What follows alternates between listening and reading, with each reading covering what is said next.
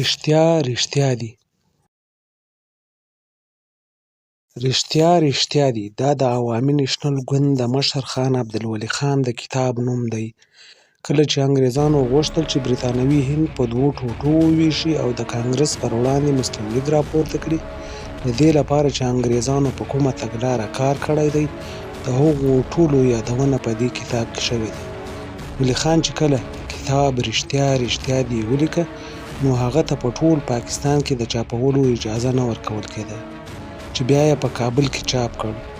ولي خان هغه وخت ورته ویلي وو چې د دې کتاب مخنیوی مه کوئ. په دې کتاب کې چې ما کوم څه لیکلي دي، که هغه مې رښتیا نه کړل ما په دار کړئ. د پاکستان په هر عدالت کې په ما کیس کولی شئ. ما چې څه لیکلي دي د وایسرای په لیکونو یې درته رښتیا کومه. په لومړیو کې د ولي خان د کتاب په هکله هېچا هم څه نه ویل. کله چې ولي خان د علاج لپاره لندن ته ولاړی، له هغه وروسته په پارلمان کې په کتاب بحث شروع شو.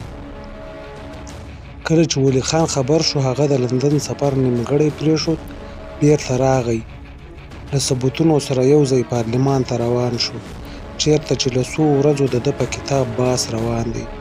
خو دی یې پارلمان ته په لاره ودراوه، چې وروسته یې د پارلمان غونډه تر نامعلومه وخته وځنډوله.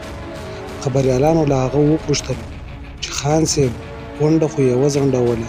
ولي خان په خندا ځواب ورکړ، ما ثبوتونه ورته راوړل، خو د پارلمان غړي ټول له ډاره تښتېدلي دي.